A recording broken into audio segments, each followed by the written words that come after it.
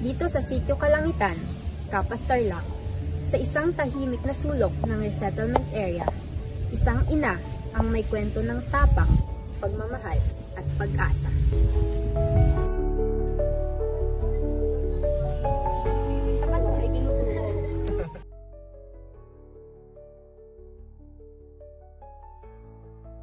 Risa Pahardo.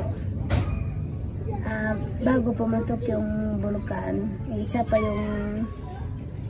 ang anak ko, pinakamaliit, bibi pa lang yung panganay ko doon sa Gayaman doon. Diba kung tamad kaming kumain ng magbayo ng palay, kamuti ang kinakain namin. Gabi na lang ang kinakain namin yung kanin, yung bigas, luluto. Ang gabi yun. Pero kung simulang maaga hanggang alas 12, kamuti. Tapos saging. Minsan, kung hindi namin makuha yung saging, ubi. Katulad yung inulang ko kanina. Sinahugan ko ng sardinas. Pero noon hindi kami kumakain ng sardinas. Lahat-lahat tinapay, wala. Ay ngayon, lahat ng gusto ng mga bata na pero kahit mahirap ay nabubuhay pa rin. Noon hindi kami kumakain ng baboy, lahat na manok, hindi lahat, tilapia, lahat na hindi kami kumakain. Pisang kung nakita namin ng mga puso saging, yun, minsan walang mantika sir. Minsan iihaw yung puso, tapos lagyan ng asin. Tapos yung pinakasukan namin sa bundok, yung tinatawag ng kalibang-bang. Tipikal na araw sa mga katutubong Aita. Sila ay matahimik na naninirahan sa ibaba ng Mount Pinatubo. Dito sila kumukuha ng kanilang pangangailangan sa pang-araw-araw. At sa bundok rin na ito nila pinaniniwalaang nakatira ang kanilang Diyos na si Apo Malyari. March 1991, unang nagpakita ng senyales ng paggising ang Mount Pinatubo. Makailang beses yumanig ang lupa at ang mga Aita ay nangamba na baka nagalit sa kanila si Apo Malyari. Kaya gaya ng nakaugalian, sila ay nagdasal at nagsagawa ng mga ritual upang hingin ang kapatawaran ng kanilang Diyos. Ang mga kaganapang ito ay lingid sa kaalaman ng mga kinauukulan sa Maynila dahil ang bundok na ito ay matagal nang natutulog at tanging ang mga Aita lamang ang nakaranas ng unti-unting paggising ito. April 2, 1991, naglabas ng usok at abo ang Mount Pinatubo. Makailang beses muling yumanig ang lupa at nag-amoy asupre ang kapaligiran. Ang dating tahimik at sagradong bundok ng mga Aita ay isa palang bulkan na makalipas ang maraming taon na pagkakatulog ay unti-unting gumigising.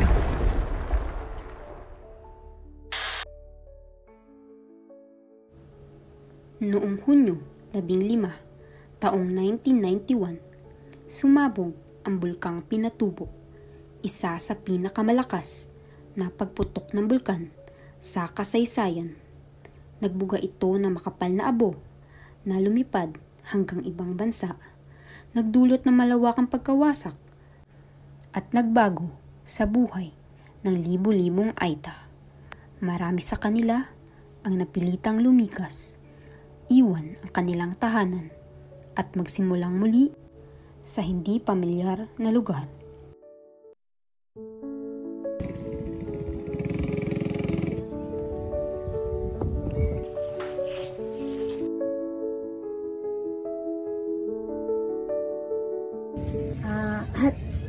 tama-tama mananghali kami. Tama-tama naman pumutok.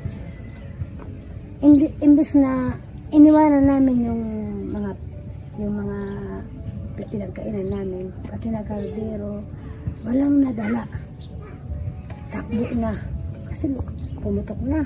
Talagang inanong ko yung anak ko. Wala akong bit-bit. Kahit anumang wala na akong kinuha sa loob ng bahay. Basta maitakbo ko lang ang anak ko. Tumakbo kami hanggang Bamban. Pati na mga baboy. Lahat ng ayat namin. Dito na English. Kahit hindi sila mabubuhay lang ako. Sabi ko, takbo hanggang umapoy na. Hanggang kung mayroon kami sana ang ganito, cellphone, na video namin, pero walang uso noon ganito. Apoy, akala ko, ma'am, doon na talaga, mamamatay na kami. Kasi umapoy na talagang ibang pagkaano, bumagsak pa sa yung mga bato. Yung bato na yung magaan na bato, na may kasama ng apoy. Tapos biglang pagdating namin dyan sa Bamban, biglang dumilim, alas 12 kumakain kami. Biglang dumilim yung araw niyo. Karaw ko sa sa Panginoon. Hinuog ako, mo kami pabayaan habang naglalakad kami papuntang Bamban. Umaapoy na, ma'am. Talagang makita mo talaga. Makita mo talagang pag nagsasunflower yung apoy. Sabi mo, uy, gis, parang kidlat. Pero apoy pala. Akala ko kaarawan na namin mamamatay ko. Habang naglalakad kami, ma'am, hindi kami naghihiwalay. Hawak-hawak po, ma'am. Halimbawa, tayo, huwag mong bitawan yung damit ng isa para hindi ka mahiwalay. Kasi madilim, ma'am. Madilim. Sobrang dilim, ma'am. Kanyang kaitim. Biglang dumilim, ma'am. Hawak-hawak, ma'am. Hawak-hawak ko yung anak ko. May payong pa, may plastic pa, pero ay buhangin pa. Ginaganon ko na lang sa plastic yung buhangin. Hawak-hawak. Bata, matanda. Huwag kang bibitaw doon sa kasama mo. Pag tinanggal mo yung kamay mo doon, hindi ka na makikita. Madilim. Kaya ginawa ang siyempre, andyan naman yung Panginoon na sinabi ng Panginoon dito sa puso na maghawak-hawakan kayo para hindi kayo magkawat-wata. Dahil hanggang sa Bamban sa eskwela. Hanggang hindi na nagliwanag. Pero mag-pray. Bawat pag magpahinga, mag-pray. Pero nakita yung siguro yun kung nakita nyo dyan sa Bamban na puro buhangin. Yung dyan sa tulay. Yun, galing Pinatubo. Hanggang nahati yung baryong Bamban. Malawang yung Bamban. Nahati sa tubig. Lahat na. Masarap ang tulog nila dyan sa Bamban. Hindi mo kahit sigawan mo sana hindi ka na marinig. Hindi mo na marinig. Ang nakabuhay sa amin ang lahat kami dyan galing bundok. Ito, huwag kang bibitaw dyan kahit anong mangyari. Kahit mamamatay tayo. Kahit mamamatay tayo dyan sa daan. Huwag bitawan yung sasakyan namin, ma'am, hindi na makalakad. Kalahati ng gulong. Itong gulong ito, andito ng buhangin. Hindi na, habang aandar, hindi na puno ng buhangin. Hindi na kami sumakay. Lumipat sa palit-palit ang puser. Lumipat kami doon sa isang sasakyan. Mas grabe na naman. Dami. Naglakad lang. Nabago ang lahat sa buhay ng ating mga katutubong Aita. Ang dating mayaman sa kabundukan, may sariling lupang tinataniman, may malayang pangangaso at simpleng pamumuhay ay biglang naglaho sa isang iglap. Noong Hunyo 15, taong 1991, sumabog ang bulkang Pinatubo. Bumaha ng abo ang buong paligid, bumagsak ang kanilang mga tahanan at napilitan silang lumikas sa mga lugar na hindi nila kilala. Sa isang iglap, ang kanilang payapang mundo ay napalitan ng takot at kawalan. Ngayon, higit 3 dekada na ang lumipas. Patuloy nilang binubuo ang kanilang buhay. Isa sa kanila ay isang ina, isang babaeng hindi sumuko sa hamon ng panahon. Sa kabila ng lahat, may pangarap siyang gustong tuparin.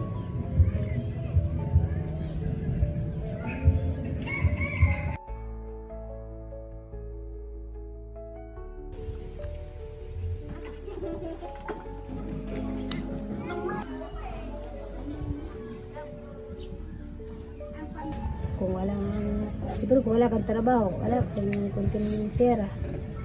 Kasi minsan,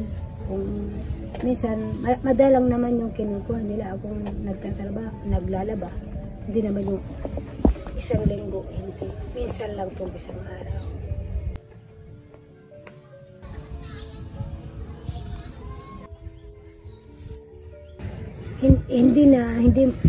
Hindi magkaparehas to, sir, na magtrabaho kang buong isang linggo kaysa sa isang araw.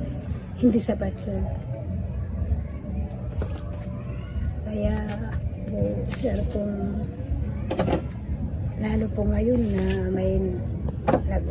may high school ako ngayon, akong iniisip ko ngayon, lalo na po ngayon, kung saan ako kukuha ng magagraduation itong sunod na itong buwan.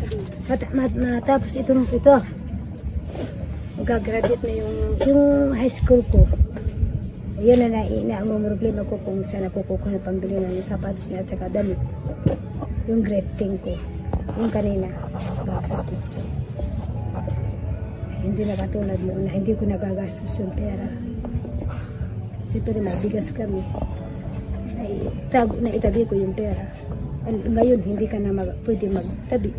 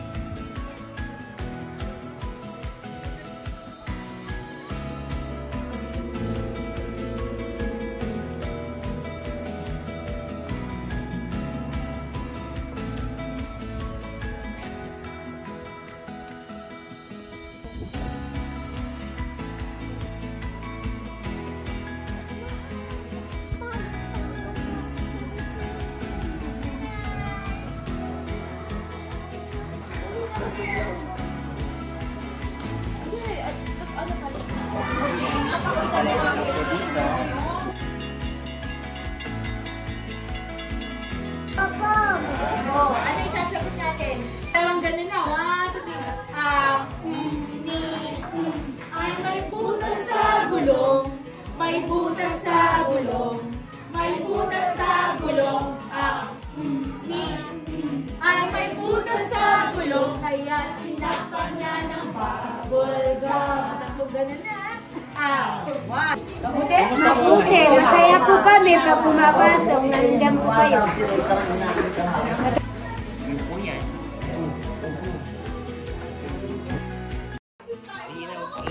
Sa kabila ng lahat, hindi siya sumuko. Ang mundong kanyang kinalakhan ay nagbago. Ang tahanang dati niyang alam ay nawala. Pero hindi rito nagtapos ang kanyang kwento. Sa halip na panghinaan ng loob, pinili niyang bumangon. Ang edukasyon ang naging ilaw sa kanyang bagong landas. Isang pangakong hindi lang para sa sarili, kundi para rin sa kanyang mga anak. Ngayon, hawak niya ang lapis at papel. Dala ang pangarap na maibalik ang dignidad at kinabukasan ng kanyang pamilya. Ito ang kwento ng isang inang Aita. Isang kwentong puno ng pagsubok, lakas ng loob at walang hanggang pag-asa.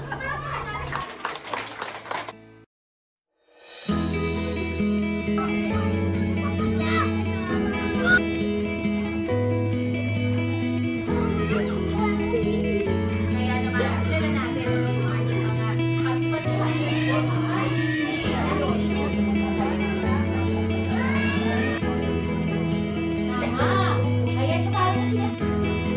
masaya ako nga ining na mag-aral ko na para bigyasa ko at kanita po eme po hindi po may makikibulkan nidiyasa ko sana niyari ko sana kay pamagaran hindi may makikibulkan tinutok na ikay kami pamagaran kaya sige.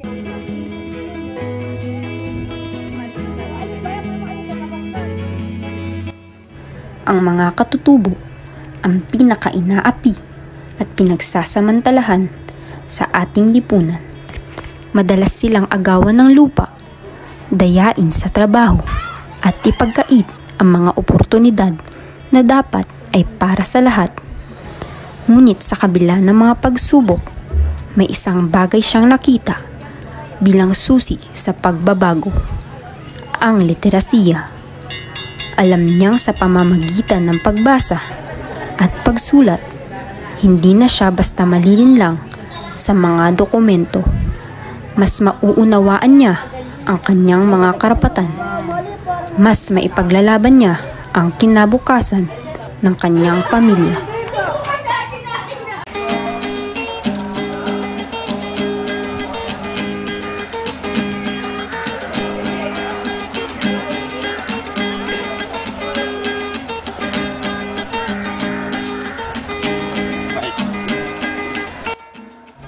Ito ang kwento ni Nanay Risa, isang inang Aita.